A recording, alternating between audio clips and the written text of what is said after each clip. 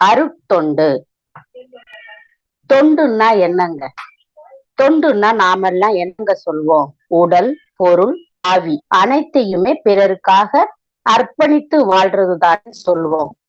இப்ப என்ஜிஓல கூட, அதாவது தொண்டு நிறுவனம் கூட பெயர் வைத்து பிறர் தேவைகளை ஓரளவுக்கு பூர்த்தி செய்வாங்க இல்லைங்களா? பாத்துருக்கோம்ல, அங்கங்க என்ஜிஓ இருக்கும். எங்க எங்க உதவி தேவைப்படுதோ அங்கங்க போய் தொண்டு செய்வாங்க. ஓரளவுக்கு பூர்த்தி செய்வாங்க இல்லைங்களா? தானே முன் எங்கு தேவை உள்ளதென தெரிந்து செய்வதுதான் தொண்டுன்னு சொல்றாங்க. எப்போதும் தொண்டு உணவு முறை சரியாக இருக்கணும்னு சொல்றாங்க. அவர்களது பார்வையானது கண்ணியமாக இருக்கணும்னு சொல்றாங்க. அவர்களது நடத்தையானது ஒழுக்கத்துடன் இருக்கணும்னு சொல்றாங்க. எந்தவித எதிர்பார்ப்பும் இருக்கக்கூடாது அப்படின்னு சொல்றாங்க. இதெல்லாம் தான் தொண்டு செய்பவர்களின் உயர்வான பண்பை குறிக்கும்னு மகிழ்ச்சியா சொல்லுவாங்க. அதாவது பொறுமையும் உயர்வான எண்ணமும் இருப்பது மிக அவசியம்னு சுவாமிஜி சொல்றாங்க. எளிமையை கடைபிடித்து வாழணும்னு சொல்றாங்க. அப்பதான் சேவை மனப்பான்மையோடு தொண்டு செய்ய முடியும்னு சொல்றாங்க.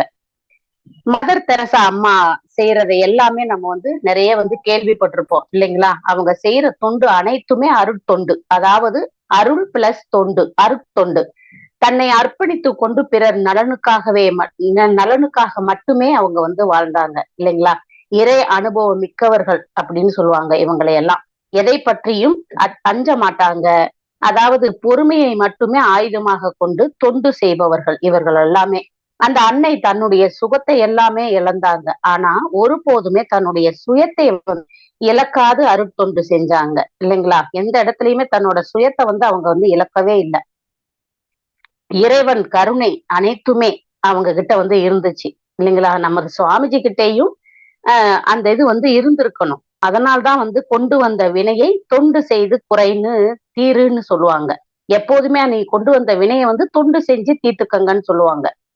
இந்த அருட்தொண்டு நாம அர்ப்பணிப்புடன் செய்யறதால நாம கொண்டு வந்த முன்வினை பதிவான சஞ்சித கர்மாவான முன்வினை பதிவு கூட தீருன்னு சொல்றாரு. அதுதான் நம்ம கொண்டு வந்திருக்கோம் இல்லைங்களா? வினைப்பதிவை எடுத்துத்தான் இந்த உடலையே எடுத்து நம்ம வந்திருக்கோம்.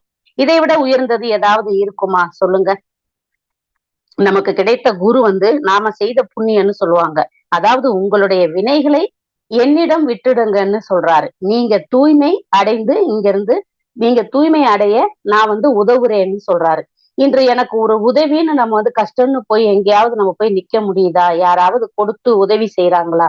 இல்லதானே? ஒரு தட்ட போய் நம்ம போய் ஒரு 1000 ரூபாய் 2000 ரூபாய் கடன் கூட வாங்க முடியல இல்லைங்களா? அக்கம் பக்கத்துல. ஆனா எந்த ஒரு பிரதிபலனும் இல்லாம நமது அருள் தந்தை வாங்க, பயிற்சிகளை செய்யுங்க, பதிவுகளை குறைச்சிட்டு போங்கன்னு சொல்றாங்க. குரு என்பவர்கள் சமுதாய சிற்பிகள்னு சொல்றாங்க. ஏன்னா சமுதாய அக்கறையோடுதான் சிந்திப்பாங்க. எப்பயுமே செயலும் செய்வாங்க. நமது இந்திய அமைப்புகளின் முறையை கவனிச்சோம்னா மாதா, பிதா, குரு, தெய்வம்னு சொல்லியிருப்பாங்க. இந்த 4மே மிக முக்கியமானதுன்னு வணங்கத்தக்க கூடியவர்கள்னு சொல்லியிருப்பாங்க. ஏன் குருவை நடுவுல வச்சாங்க? அவர் எப்போதுமே நடுநிலைமையோடும் கத்துத்தராத வித்தைகளை தனது சீடனுக்கு கத்துத்தரணும்னு நினைக்கிறவங்க இல்லைங்களா? யாருமே கத்துத்தராத வித்தைகளை இப்ப தாய் தகப்பன் அவங்க கூட கத்துத்தராத அந்த வித்தைகள் எல்லாம் குரு நம்மளுக்கு கத்து தருவார்னு சொல்றாங்க. இன்று நமது மனவளக்கலை பேராசிரியர்கள் நிறைய பேர் கணவன் மனைவியாக சேர்ந்து அருட்தொண்டு செய்துட்டு தானே வர்றாங்க. நம்ம பாக்குறோம்ல. நல்ல வேலைகள்ல இருந்தும் கூட வாலண்டரியா அந்த சர்வீஸ வேலையை விட்டுட்டு ரிட்டையர்மெண்ட் வாங்கிட்டு கூட வர்றாங்க. வாலண்டியர் ரிட்டையர் ஆகுறதுக்கு முன்னாடியே முன்கூட்டியே அவங்க என்ன செய்யறாங்க? அந்த சர்வீஸ நிறுத்திட்டு இங்க சேவை செய்யறத நம்ம நிறையவே பாக்குறோம் இல்லைங்களா? இதெல்லாமே உயர்ந்த தொண்டு தானே. அற வாழ்வும் தவமும் சேரும் போதுதான் அருட்பணி செய்ய முடியும்னு சுவாமிஜி சொல்றாங்க. தான் மட்டும் நல்லா வாழ்ந்தா போதும் என்று எண்ணாம தன்னை போலவே உள்ள அனைவரும் நல்லா வாழணும்னு நினைக்கிறது தானே இந்த உயர்வான எண்ணம்னு சொல்றாங்க. அப்போ அந்த உயர் எண்ணம் தவம் தற்சோதனை செய்யறப்பதானே நமக்கு வரும். எப்போ ஒரு மனிதன் இந்த பிறவியில் தான் படுகிற துயரங்கள் அனைத்திற்கும் காரணம் தனது தனது 7 தலைமுறையினர் 7 தலைமுறையோட அவங்க அந்த தாத்தா பாட்டின்னு சொல்றோம் இல்லையா? அந்த 7 தலைமுறையினர் சேர்த்து வைத்த பாவத்தின் சம்பளம்னு நம்ம எப்போ நம்மளுக்கு சம்பளம்னு வெளிப்பாடு இத சம்பளமாக நம்ம அந்த கர்ம வினையை வந்து நம்ம அதோட வெளிப்பாடு நம்ம வந்து எப்ப வந்து நம்ம புரிஞ்சுக்கிறோமோ அப்பவே தான் படுகிற துன்பம் எல்லாம் தனது கர்மா கழிகிறது என்ற அந்த ஆறுதல் வந்து நம்மளுக்கு வந்துரும்னு சொல்றாங்க. அந்த ஆறுதல் வந்துருச்சுனாலே இதே போல இப்பிறவியில் தன் அனுபவிக்கும் மகிழ்ச்சியும் சந்தோஷங்கள் அனைத்துமே தனது 7 தலைமுறையோட அந்த அவங்க வந்து சேர்த்து வச்சு புண்ணியம்னு நம்ம சொல்றோம். எப்ப வந்து நம்மளுக்கு துக்கம் வருதோ கஷ்டம் வருதோ அப்ப என்ன செய்யறோம், 7 தலைமுறையோட அந்த சேர்த்து வச்ச பதிவுகளோட நம்ம அந்த சம்பளம்னு நினைக்கிறோம். அதே போல நம்மளுக்கு எப்போ மகிழ்ச்சி சந்தோஷம் அனைத்துமே வருதோ அப்ப நம்ம வந்து நம்மளோட ஜென்ம 7 தலைமுறையோட அந்த புண்ணியத்தோட வெளிப்பாடு என புரிந்து கொண்டு நம்ம வந்து பிறருக்கும் கொட்டு மகிழ்விக்கணும்னு சுவாமிஜி சொல்றாங்க. எப்ப மகிழ்ச்சியும் சந்தோஷமும் மனநிறைவோட நிறைய அந்த பொருளாதார ரீதியா உயர்ந்திருக்கோமோ அப்ப வந்து நம்மளோட முன்னோர் செய்த புண்ணியம்னு நினைச்சுக்கிட்டு அதோட வெளிப்பாடுன்னு நினைச்சிட்டு நம்ம வந்து பிறருக்கு அர்ப்பணிப்போட வாழணும்னு சொல்றாங்க. சுவாமிஜிக்கு எப்பவுமே பிறர் வகுப்பெடுத்து முடித்தவுடன் வந்து அதுல வந்து எப்பயுமே அந்த விடுபட்டதை வந்து குறையாகவோ சொல்லவே மாட்டாங்களாம். ஏன்னா குறையாக வந்து மகான்கள் வந்து எதையுமே வந்து பார்க்க மாட்டாங்க, நிறைவாக தான் பார்ப்பாங்க. அவர்கள் மனம் வருந்திடக்கூடாதுன்னு நினைச்சு தானே ஒரு கருத்தை வந்து தத்துவத்தை வந்து ஆரம்பிச்சு அந்த பேராசிரியர்கள் விட்டதை வந்து மறந்ததை வந்து சுவாமிஜி வந்து விளக்கம் தந்து முடிப்பாராம். எப்பேற்பட்ட நற்குணம் பாருங்க, தனது குடும்பத்துக்கும் சமுதாயத்துக்கும் சிறந்த முறையில் கடமையாற்றுகிற செயல் அனைத்துமே அர்ப்பணின்னு சொல்றாங்க. நிறை குறை என்பதை காண்பது அறிவின் ஏழ்மை அப்படின்னு சொல்றாங்க. அதாவது நிறை குறை என்பதை காண்பது அறிவின் ஏழ்மை நிலைன்னு நமது சுவாமிஜி வந்து சொல்றாங்களாம். நிறை குறை காணணும், ஆனா அருட்தொண்டு செய்யறவங்க நிறையை மட்டுமே காண்பவர்கள், குறை ஒருபோதும் காண்பது கூடாதுன்னு நம்மளுக்கு நம்மளோட புத்தகங்கள்ல வந்து சுவாமிஜி வந்து கொடுத்திருக்காங்க. எப்பயுமே வந்து நிறையத்தான் சொல்லணுமா, அந்த குறைய வந்து சொல்ற இடம் தெரியவே கூடாதுன்னு சுவாமிஜி வந்து நினைப்பாங்களாம். ராமகிருஷ்ண பரமஹம்சர் எப்போதுமே உருவ வழிபாட்டுலதான் இருந்தாராம் இல்லைங்களா. அப்போனா பக்தி மார்க்கம் தானே உயர்ந்து இருந்திருக்கு. அதன் பிறகு மன அடக்க பயிற்சி செய்த பிறகு இந்த உபதேசம் எல்லாம் வாங்கின பிறகு மனதை நாம் அறியும் கலையை வந்து அவர் கத்துக்கிட்டாராம். மனதை நாம அறியும் போதுதான் கர்ம வினை வந்து நம்மளுக்கு தெரியுமா. அருள் என்பது நம்மிடம் வந்துட்டாலே உயர் நோக்கம் வந்து நம்ம கிட்ட வந்து வந்துரும்னு சொல்றாங்க ராமகிருஷ்ண பரமஹம்சர். நமது அருள் தந்தை எப்போதுமே அருளாளர்களே, அறிஞர் பெருமக்களேன்னு தான் ஆரம்பிப்பாராம். எந்த ஒரு சபையா இருக்கட்டும், எந்த ஒரு புத்தகமா இருக்கட்டும், அறிஞர் பெருமக்களேன்னு ஆரம்பிப்பாராம். நம்மளுக்கு பூரா அருளாளர்கள் அப்படின்னு சொல்றாங்க. அருட்பணி செய்யறவங்கள் அனைவருமே நம்ம வந்து நம்மள வந்து பாக்குறாரு. அருட்பணி வந்து செய்யறோம் நம்ம அப்படின்னு நம்பி நம்மள எல்லாருமே அப்படி ஒரு கண்ணோட்டத்துல நம்மள பாக்குறாரு. பக்தி என்பதும் அன்பு என்பதும் எதையும் வந்து பெறுவது இல்லைன்னு சொல்றாங்க. நமக்கு பிறர் என்ன செய்தார் என எதிர்பார்ப்பு இல்லாம வாழ்வதுதான் அன்புன்னு சொல்றாங்க. பக்தி வந்து இறைவன் எனக்கு என்ன செய்தான் என்று புலம்பாம இறைவனுக்கு நாம என்ன செய்தோம்னு யோசிக்கணும்னு சொல்றாங்க. கடவுள்னா சிலைக்கு நாம என்ன செய்தோம் இல்லைங்களா, கடவுள் சிலைக்கு நாம என்ன செய்தோம்னு யோசிப்பதே இல்லை. இறைவன் உருவாக இருக்கக்கூடிய அனைத்து உயிர்களுக்கும் நம்ம வந்து என்ன நல்லது செய்தோம் அப்படின்னு யோசிக்கணும்னு சொல்றாங்க. அனுமனின் பக்தி பாருங்களேன், ராமன் மீது அத்தனை பக்தி வச்சிருப்பாங்க. அதே மாதிரி பக்தினா என்னன்னா அந்த அனுமன் ராமன் மீது வச்ச பக்தி வந்து உயர்ந்தது அப்படின்னு சொல்றாங்க. அதே மாதிரி கண்ணப்ப நாயனாரை பார்த்தோம்னா நம்ம சிவன் மீது எத்தகைய பக்தி வச்சிருந்தாரு. நாயன்மார்களை பார்த்தா அவர்கள் அனைவருமே தனக்கென வாழாது இறைவனிடம் எதையுமே எதிர்பார்த்து கேட்டதே இல்லையா. அந்த மாதிரி பக்தி வந்து அவங்க வந்து வாழ்ந்திருக்காங்க. அதுவும் ஒரு அருட்பணிதான் இல்லைங்களா. அவங்க எல்லாம் ஒரு தெய்வ நிலையை அடைஞ்சவங்க. இவர்கள் எல்லாமே வந்து வாய் திறந்து எந்ததையுமே தனக்கென கேட்டதே இல்லைன்னு சொல்றாங்க. ஏன்னா அத்தகைய உயர் பக்தியும் தவமும் கொண்டவங்க தான் இவங்க. எங்க எதிர்பார்ப்பு வைத்து பக்தி வந்து நம்ம வந்து செய்யறோமோ அங்க அன்பு வந்து குறைந்துரும்னு நினைச்சிருக்காங்க. அப்போ ஏதாவது நம்ம வந்து கடவுள்கிட்ட போய் கேட்டு நின்னுட்டோம்னா அங்க அந்த பக்தி வந்து அன்பு வந்து குறைஞ்சிரும் அப்படின்னு நினைச்சு பயந்தாங்களாம் அந்த காலத்துல. ஏன்னா நம்ம சுவாமிஜி கூட இறைவனிடத்தில் அன்பு கருணை இரண்டுமே உள்ளதுன்னு தானே எப்பயுமே சொல்லுவாங்க இல்லைங்களா.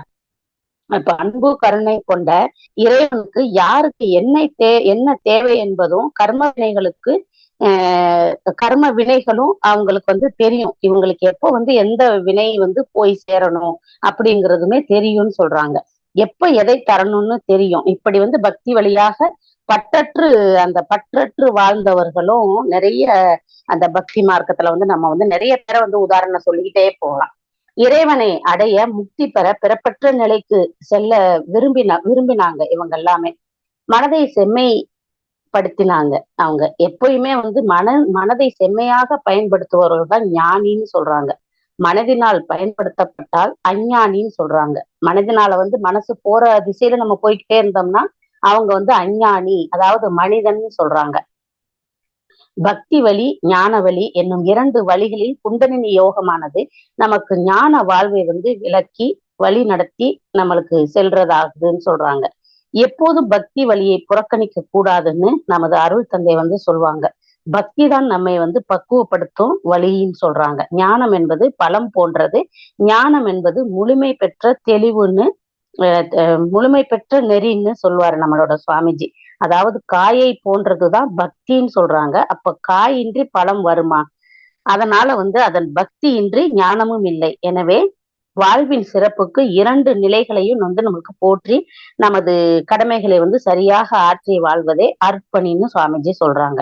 அதனால பழமும் வேணும், காயும் வேணும். காயின்னு ஒண்ணு அது எங்கேயும் அடிபடாம இருந்தா தான் பழங்கிறது வந்து நம்மளுக்கு வந்து பயன்பாட்டுக்கு கிடைக்கும் இல்லைங்களா? தான் சிறந்த மனிதன் என்று யாருக்குமே வந்து நாம வந்து நிரூபிக்க ஆசைப்படாத மனிதன் எவனோ அவனே உண்மையில் சிறந்த மனிதன்னு புத்தர் வந்து சொல்றாங்க. தான் வந்து சிறந்த மனிதன்னு யாருக்கும் நம்ம வந்து நிரூபிக்க ஆசைப்படக்கூடாது. அந்த மாதிரி ஆசை இல்லாத மனிதனே சிறந்த மனிதன்னு சொல்றாங்க. எப்போ ஒரு மனிதருக்கு கெட்ட பதிவுகள் அனைத்துமே தூய்மை அடைந்து நல்ல பதிவுகள் வந்து மேலோங்கி வருதோ அப்பவே இறைவனை அர்ப்பணி செய்ய தேர்வு செய்வாராம். அப்படி தேர்வு செய்தவர்களே இந்த மகான்களும் ஞானிகளும் சொல்றாங்க. நற்செயலை செய்யற மனிதர்களும் இவங்க எல்லாமே நிறைய நல்ல செயல்கள் அரசியல் தலைவர்களோட முந்தி காலத்துல காமராஜர் எடுத்துக்கிட்டா, எம்ஜிஆர் எடுத்துக்கிட்டா, இன்னுமே நிறைய அரசியல் கட்சி தலைவர்களும் நிறைய பேர் நல்ல செயல்களை சத்துணவு திட்டம், இந்த அப்துல் கலாம் ஐயா எடுத்துக்கிட்டீங்கன்னா அந்த மாதிரி வந்து அந்த தலைவர்களுமே நல்ல செஞ்சுட்டு இருக்கிறாங்க. ஒரு நிறைய பேரை வந்து மாமனிதர்கள் லிஸ்ட்லயும் வச்சிருக்கிறாங்க இல்லைங்களா? இவங்க எல்லாமே வந்து நல்ல கடவுளே தேர்வு செய்யப்பட்ட மனிதர்கள்னு சொல்லுவாங்க. ஏன் துன்பம் வருதுன்னு நம்ம வந்து நிறைய வந்து நமக்குள்ள வந்து சந்தேகம் வரும் இல்லைங்களா? எப்பயுமே துன்பம் வருது வந்து சோர்வடையாம உற்சாகமா இருக்கணும்னு சொல்றாங்க. அதாவது எந்த ஒரு வைரத்தையும் பட்டை தீட்ட இந்த உரசாம வந்து எந்த ஒரு வைரத்தையுமே பட்டை தீட்ட முடியாது. அதே போல நெருப்பில் தங்கத்தை வந்து தூய்மைப்படுத்த முடியாது. அதே போல நல்லவர்களும் சோதனைக்கு உள்ளானவர்கள் தான் சொல்றாங்க. அந்த நல்லவர்கள் வந்து நிறைய தீட்டப்பட்டவர்கள் தான் சொல்றாங்க. ஆனா வீழ்ந்து போக மாட்டாங்கன்னு சொல்லுவாங்க. எப்போதுமே வந்து நல்லவர்கள் வீழ்ந்து போக மாட்டாங்க, ஸ்ட்ராங் ஆயிக்கிடுவாங்க. அவங்களுக்கு கொடுக்குற சோதனைகள் எல்லாம் கடந்து வந்து அவங்க மேலோங்கி வந்துருவாங்க. இந்த கீதையில் சொல்லப்படுவது வந்து அந்த கீதையில் சொல்லப்படுது நமது சுவாமிஜிக்கு வராத துன்பம் எதுவுமே இடையூறுகள் எத்தனை வந்து நம்ம வந்து கேள்விப்பட்டிருக்கோம் இல்லைங்களா? நமது சுவாமிஜிக்கு வராத துன்பங்களா இடையூறுகளா எத்தனை சிக்கல் வந்தது இருந்தும் வந்து அருட்பணியை வந்து அவரு கைவிடவே இல்லை. அந்த எடுத்துக்கிட்ட அந்த நோக்கத்தை அவரு இறை ஆற்றலின் துணை கொண்டு அவ்வளோ அருட்தொண்டாற்றி இருந்துட்டு போயிருக்காங்க இல்லைங்களா? அருட்தொண்டாற்றி இன்பம் காண்போம்னு தானே நம்மளுக்கு வந்து சொல்லுவாரு.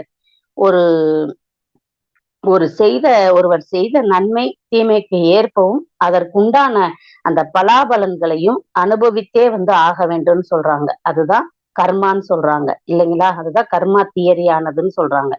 இதில் இந்த உலகில் வந்து ஒருவரும் தப்பிக்கவே முடியாதுன்னு சொல்றாங்க. அதுதான் உண்மைன்னு சொல்றாங்க. யாராக இருந்தாலும் விதிக்கப்பட்டதேன்னு சொல்றாங்க. பூமியின் அந்த மேற்பரப்பில் நின்று கொண்டு ஒரு கல்லை எடுத்து நம்ம வந்து ஆகாசம் நோக்கி வீசுறோம். அந்த கல்லானது நாம வீசுகின்ற வேகத்திற்கேற்ப மேல் நோக்கி சென்று கீழ் நோக்கி வருது இல்லைங்களா? எவ்வளவு தூரத்துல நம்ம வேகமா வீசுறோமோ அத நோக்கி உயரமா போகுது, திரும்ப வந்து அந்த வேகத்தோட கீழே வருது. அதே போல வந்து மழை நீரானது பள்ளம் நோக்கி பாய்ந்து போகுது இல்லைங்களா? எங்கெங்க பள்ளம் குண்டு குழி இருக்குதோ அந்த தண்ணியானது ஓடிக்கிட்டே போய் அந்த குழியை நிரப்பிட்டு திரும்ப அடுத்த குழிக்கு போயிருது. அதே போலவே நெருப்பானது யார் தொட்டாலுமே வந்து சுடத்தான் செய்யும் இல்லைங்களா? தொடுகின்றவர்கள் நல்லவரா அல்லது நம்ம நல்லவரு அவர் வந்து நம்ம சுடக்கூடாது, இவர் கெட்டவரு நான் சுடணும்னு நினைப்பதே இல்லை எந்த ஒரு நெருப்புமே. அதன் தன்மையோடு 100% பூரணமாக அந்தந்த செயலை வந்து செய்யுது இல்லைங்களா? மாறாத நிலையில் வந்து நிலைத்து இருக்குது. அதது தன்மைக்கேத்த இயக்கத்தோடயே இருக்குது. அதுதான் இறைவன் கருணை வடிவானவன் அப்படின்னு சொல்றாங்க. ஆனா நாம செய்யற செயல்கள் அனைத்திலும் இருந்து நம்ம என்ன நினைக்கிறோம்? கடவுள்ட்ட போய் தப்ப செஞ்சுட்டு மன்னித்து ஏற்றுக்கொள்வார்ன்னு நம்ம வந்து நினைப்பது சரியாக இருக்காதுன்னு சொல்றாங்க.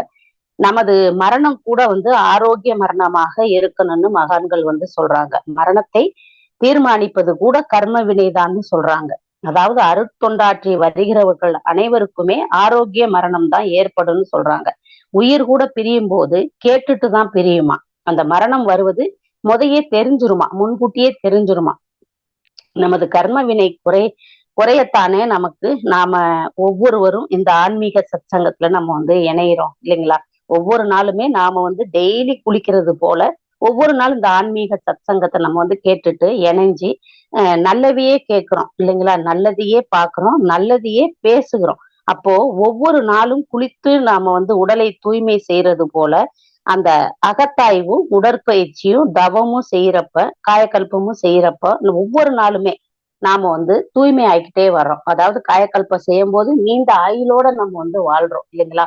வாழும் சித்தர்கலை தான் இந்த காயக்கல்ப பயிற்சி. அப்போ அருட்தொண்டு சமுதாயத்துக்கு செய்யணும்னா தனி மனிதன் ஒருவனின் உடல் வந்து ஆரோக்கியம் வந்து முக்கியம்னு சுவாமிஜி சொல்றாங்க.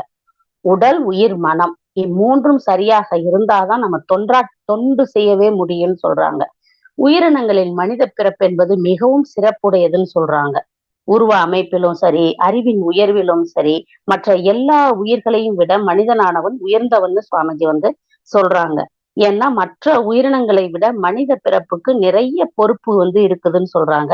சமுதாய நலத்தோடு ஒத்தும் உதவியும் மனிதன் வாழ வேண்டும் இல்லைங்களா? அது வந்து கட்டாயத்துக்கு உள்பட்டது. மிருக இனங்களாக வாழ்ந்த போது நம்மளுக்கு பெற்ற கருமைய தன்மைகள் அனைத்துமே மனிதனாக வந்த பின்னும் அவ்வப்போது வந்து மலர்ந்து வருவதுண்டுன்னு சொல்றாங்க. அதெல்லாம் பரிணாமத்தின் மூலம் வந்த குணங்கள். அதனால்தான் மனிதத்தன்மையிலிருந்து விலக நேரிடுகிறது. திடீர்னு நம்ம திட்டுறோம்ல, நாய் மாதிரி குறைக்கிறோம், இல்ல குரங்கு மாதிரி தாவுறோம், திடீர்னு பாம்பு மாதிரி சீர்றோம், சொல்றாங்களே தேல் மாதிரி கொட்டுற, மூட்டைப்பூச்சி மாதிரி கடியிற அப்படின்னு சொல்றோம்ல. ஒவ்வொரு மிருகத்தோட உதாரணத்தை சொல்லித்தானே நம்ம வந்து அடைமொழியா சொல்லி அவங்களோட குணாதிசயங்கள் நம்ம சொல்றோம் இல்லைங்களா? அது பரிணாமத்தின் அந்த தொடர்புன்னு சொல்றாங்க. அருட்தொண்டு புரிய நிறைய நற்பண்புகள் வந்து நம்மளுக்குள்ள வேணும்னு சுவாமிஜி சொல்றாங்க. ஏன்னா யோகம் என்ற வார்த்தையே மன தூய்மை வினை தூய்மை பெற்று இறைநிலையோடு மனிதனை இணைத்து செய்கிற அற்புதமான கலைன்னு சொல்றாங்க சுவாமிஜி. இக்கலை மூலம்தான் பழக்கத்தின் வழியே செயலாற்றுகிற மனிதனை விளக்கத்தின் வழி வாழச் செய்யுது அப்படின்னு சொல்றாங்க. உடல் தத்துவம் உணரணும். வந்து நம்ம உடல் தத்துவத்தை வந்து உணரணும்னு சொல்றாங்க. ஆன்மாவை தூய்மை செய்தால்தான் அருட்தொண்டு வந்து நம்ம வந்து செய்ய முடியும் அப்படின்னு சொல்றாங்க.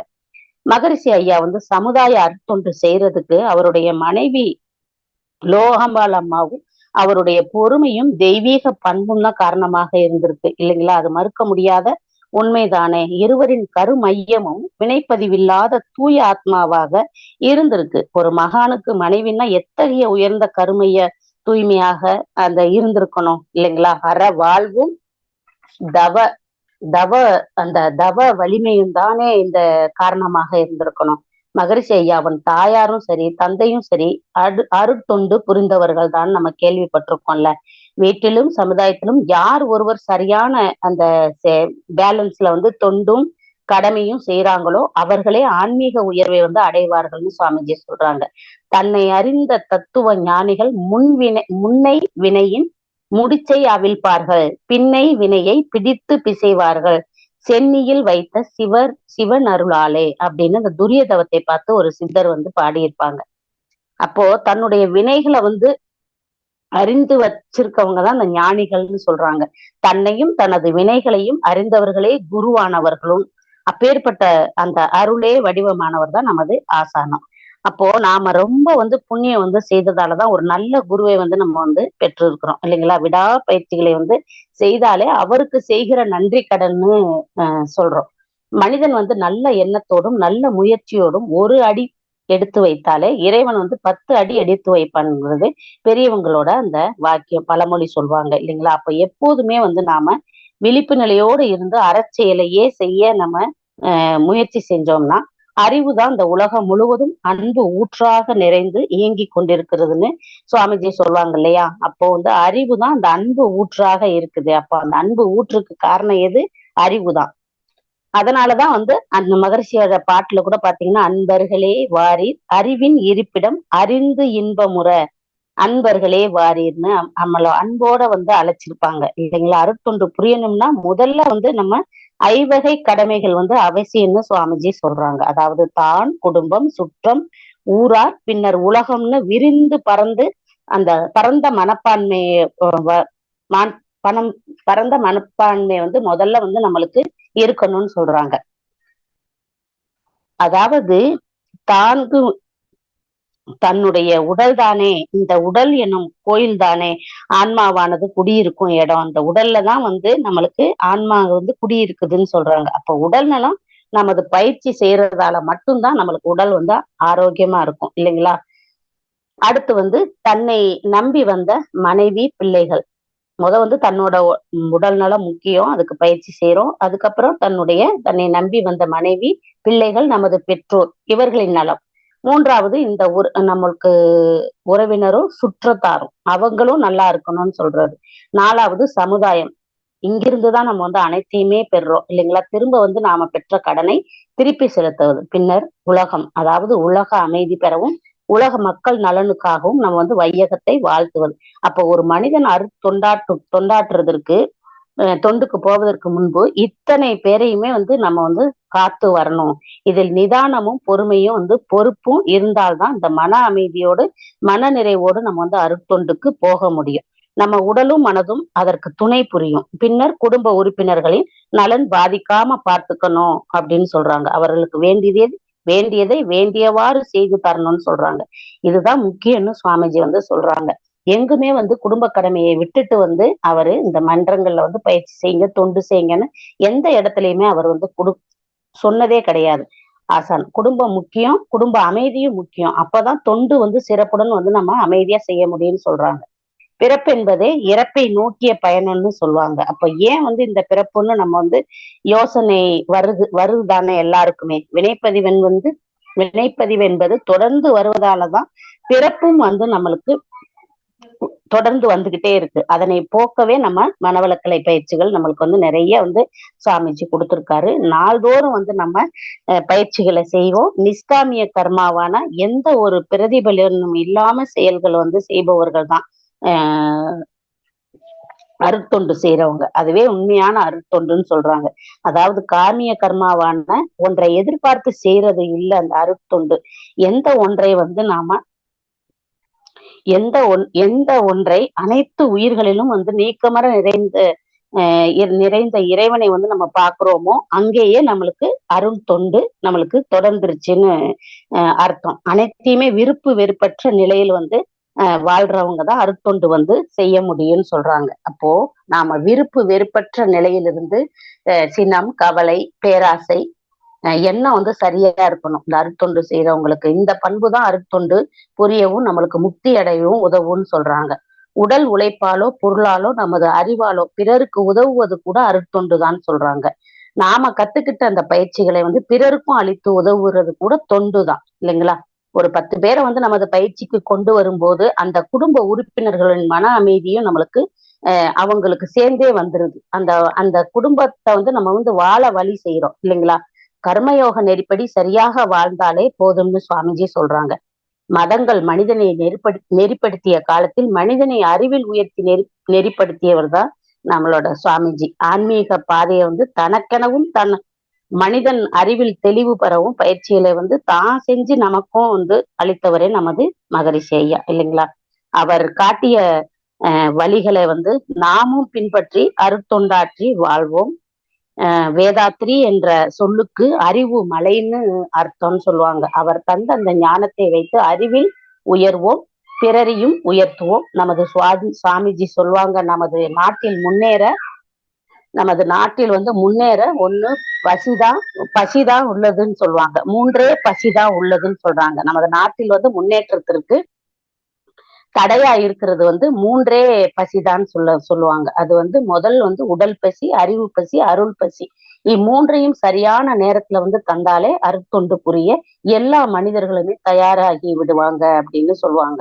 அப்போ அறிவு வந்து புத்தகம் படித்து வருவது, அனுபவங்கிறது வாழ்க்கையில கடந்து வந்ததில் கிடைத்தது. அப்போ நாம பெற்ற அனுபவத்தை நாம ம் வரும் தலைமுறைக்கும் நாம் வந்து சொல்லி வளர்ப்போம் என்று கூறி எனது சிந்தனையை நிறைவு செய்து கொள்கிறேன். வாழ்க வளமுடன். வாய்ப்புக்கு மிக்க நன்றி. வாழ்க வளமுடன்.